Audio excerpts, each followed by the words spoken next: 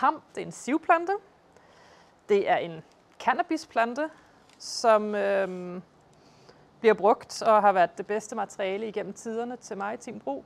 Det er en vældig stærk fiber, og den er ganske smidig, og frem for alt så tager den imod tjære. Selve planten bliver flere meter høj, så vi taler en 3-4 meter, og fibrene ligger på udkanten af stilken. Så hvis vi har en plante her, som nu er tørret, så fibrene er det, der ligger her. Det er her, vi får fibrene fra. Fibrene er utrolig fine,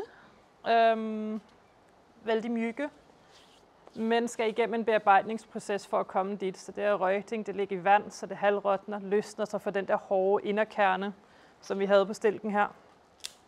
Derefter er det at få fibrene skilt fra hverandre, og til sidst at spinde de. Selve den startproduktionen, den sker vældig mange pladser i Europa. Fibrene bliver brugt i utrolig mange ulike sammenhæng, men alle fibrene bliver kortet ned til en ganske kort længde, så vi taler herned omkring, for at maskinerne skal kunne klare at spinde det. I rebslagning vil vi gerne have vældig lange fibre, og det giver en udfordring i den senere proces i spændingen, fordi maskinerne skal kunne klare fibre, der ligger op omkring den her længde eller længere. Og de maskiner findes stort set ikke længere. Vi må søge ganske vidt omkring. Vi har fået materiale fra Kina, vi har fået materiale fra Ungarn, og vi har fået materiale fra Egypt. Og det er selve fibren kan komme fra helt andre lande, men det er den viderebearbejdningen til garn, som vi har problemet med, og derfor må vi søge ganske vidt og bredt. Her har vi selve hampefibrene.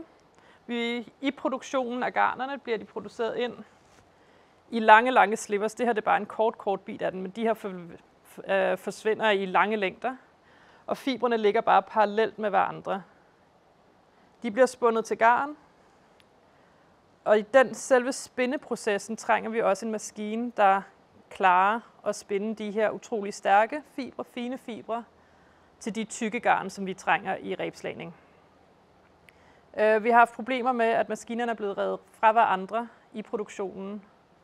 Så selv de maskiner, der bliver brugt nu, som vi får specialproduceret, altså materialet, vi får specialproduceret, har problemer.